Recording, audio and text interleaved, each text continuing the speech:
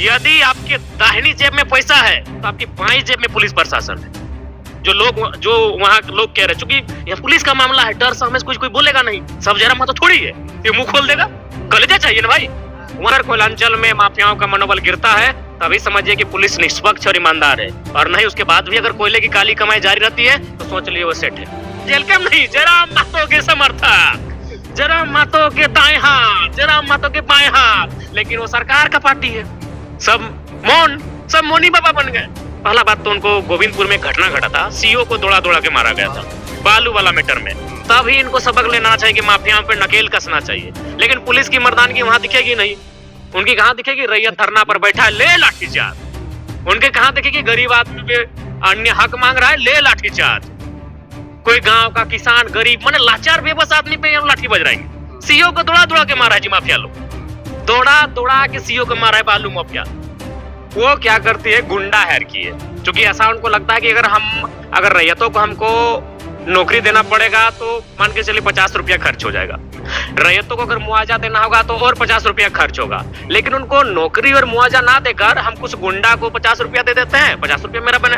Company का मतलब होता है मुनाफा, एक बात क्लियर जान ले, कंपनी का मतलब होता है मुनाफा, मानवता का कोई संबंध नहीं है कंपनी से। सिंडिकेट बहुत मजबूत है, कठिनाई होगी लेकिन एक्शन होगा, क्योंकि अवैध और अवैध कार्य किसी भी रूप से सराहनीय नहीं है, अतः एक्शन होगा।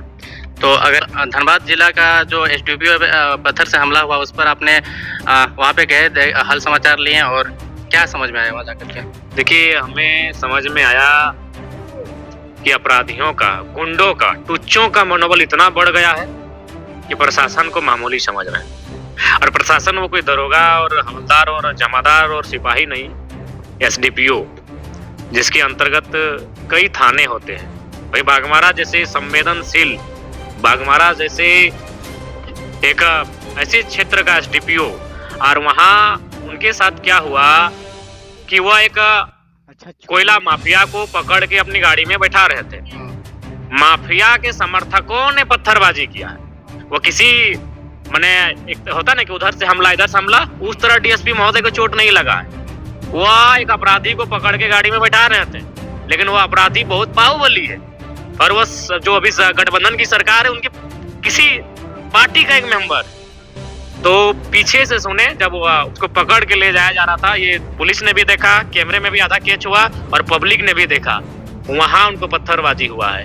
यानी कितना मनोबल हाई है कि एसडीपीओ को, गुंडा को अरेस्ट किया जा रहा था, उस गुंडे के समर्थकों ने एसडीपीओ महोदय को घायल किया है। ये कितना दुर्भाग्य, और प्रशासन और पुलिस के पर उनकी जो गरिमा है उसको बिल्कुल तार-तार कर रही है। इसीलिए मैंने कल कहा और 1000 बार कहेंगे, यही मौका है, माफियाओं को खदेड़ कर कोयलांचल से बाहर कर दीजिए। तो क्या पुलिस लोग को मौका नहीं मिलता है? बाकी टाइम पुलिस अगर इच्छा विल पावर रहेगा तो क्या नहीं है? विल पावर रहने से आप कभी भी हटा सकते हैं, लेकिन अभी तो कम से कम शर्म कीजिए।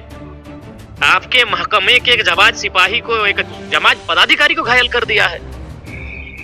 बम, बारूद, गोली, सोराइन फायरिंग सब होगा। कार्ल मार्क्स ने आज से 150 साल, पौने 200 साल पहले ही एक किताब लिखी है, कम्युनिस्ट मैनिफेस्टो। उसमें एक लाइन बड़ा सटीक, लाइन तो बहुत अच्छी है, लेकिन एक लाइन बड़ा सटीक है कि एक दौर ऐसा आएगा कि जो नौवीं फेल होगा लेकिन उसके पास पूंजी होगा, तो उसके अंतर्गत वीडियो, मतलब वहां लिखा था इंजीनियर, वकील, डॉक्टर्स उसकी जी हुजूरी करेंगे। यानी साफ शब्दों में उसके पैसा, इकोनॉमी एक दिन सबको अपने अंदर लेके आएगी। वही हाल है आज। एक अभी मान के चलिए एसडीपीओ यानी डीएसपी रैंक का पदाधिकारी, मोटा मोटी एक जिला में नहीं करने से भी इधर उधर मिला के 4-5 जो बड़े जिला हैं डीएसपी होते हैं। यानी ओवरऑल झारखंड में 24 जिला है। हमको लगता है कि 4-5 जिला छोटा है, बाकी मान के चलेगा 10 गो बड़ा जिला है, 10 गो मीडियम जिला है। अगर औसत अगर एक जिला में 3 या 4 ही डीएसपी मानते हैं तो हमको लगता है 24 दूनी 48, 24 दिया 72, यानी लगभग 70-72 डीएसपी हैं।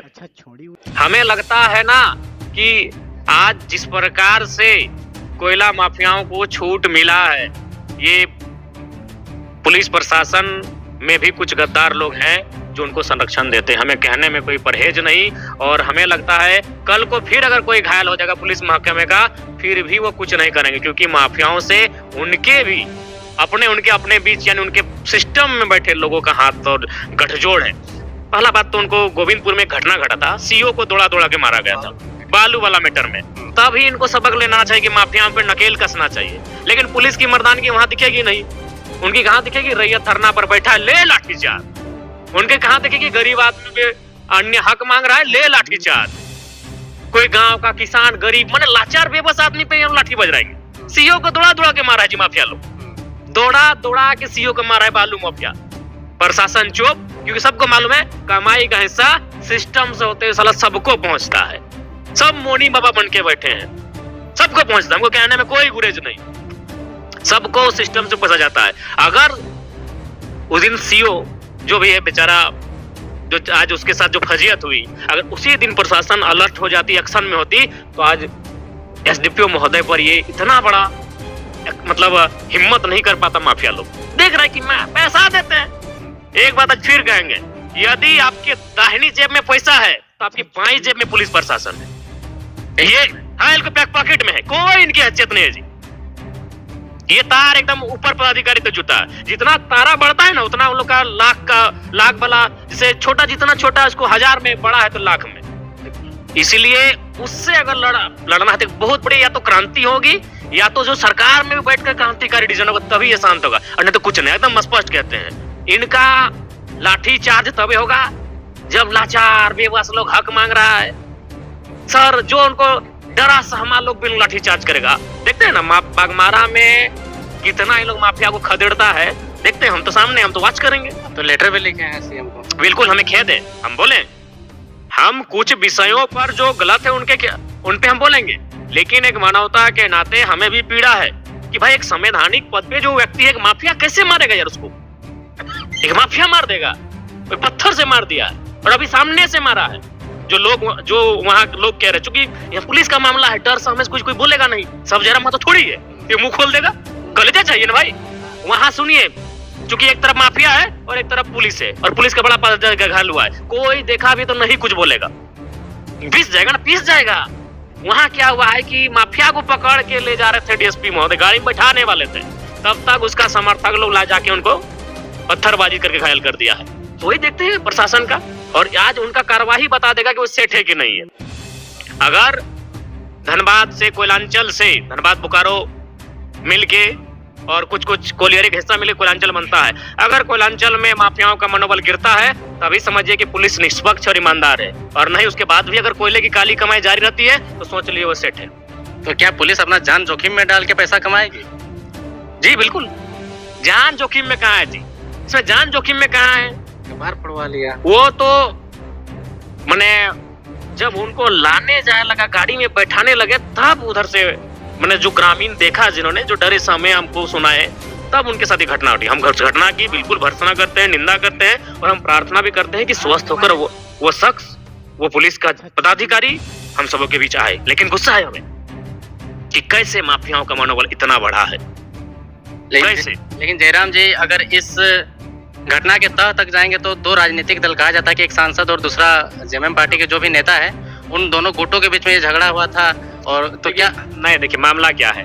मामला है वहाँ गोविंदपुर शायद एरिया का नाम है, हाँ जो भी है, गोविंदपुर, धर्माबांध और 4-5 गांव जो भी है, हाँ जो भी है, खरखरी, तो उधर जो भी एग्जैक्ट नाम हमने कंफर्म है, मैंने बागमारा का वो क्षेत्र, उनको एक गाँव है, कुछ गाँवों को विस्थापित किए बिना काम हो रहा था। और देखिए आज फिर कहेंगे, बेशक हम कंपनी का सामान यूज करते, इसका मतलब नहीं कि हम गलत चीज का समर्थन करेंगे। आपकी टोपी कंपनी से आता है, मेरा जैकेट कंपनी से आता है, मेरा जूता कंपनी से आता है, लेकिन उनके अमानवीय व्यवहार का हम समर्थन नहीं कर सकते हैं। हम बार बार कहें कि आज के डेट में कंपनी का मतलब ईस्ट इंडिया कंपनी ही है। कंपनी क्या की है? अपना लठेत पाल के रखी है, वही जो आप, हाँ गुंडा लठेत। और वो लठेत कौन है आज के डेट में? पार्टी के नेता है। ये तो जेल कैम्प का अगर उसमें अगर थोड़ा सा भी इंटरफेयर होता ना, तो अभी नेशनल न्यूज बनता, तब न्यूज में एकदम मसाला। जरा अभी जेल कैम्प नहीं, जरा महतो के समर्थक, जरा महतो के दाएं हाथ, जरा महतो के बाएं हाथ, लेकिन वो सरकार का पार्टी है। सब मोनी बाबा बन गए। तो वहां क्या होता है, हिल टॉप कंपनी, नाम लेने में कोई हर्ज नहीं होना चाहिए। वो क्या करती है, गुंडा हायर की है, क्योंकि ऐसा उनको लगता है कि अगर रैयतों को हमको नौकरी देना पड़ेगा तो मान के चलिए 50 रुपया खर्च हो जाएगा। रैयतों को अगर मुआवजा देना होगा तो और 50 रुपया खर्च होगा। लेकिन उनको नौकरी और मुआवजा ना देकर हम कुछ गुंडा को 50 रुपया दे देते हैं, 50 रुपया मेरा बने। कंपनी का मतलब होता है मुनाफा। एक बात क्लियर जान ले, कंपनी का मतलब होता है मुनाफा, मानवता का कोई संबंध नहीं है कंपनी से। वो क्या करती है कि रैयत को, अगर वो रैयत को मुआवजा दे देती, रैयत जो लोग हैं उनको अगर योग्यता के आसार, अरे नॉन स्किल में दे दो यार।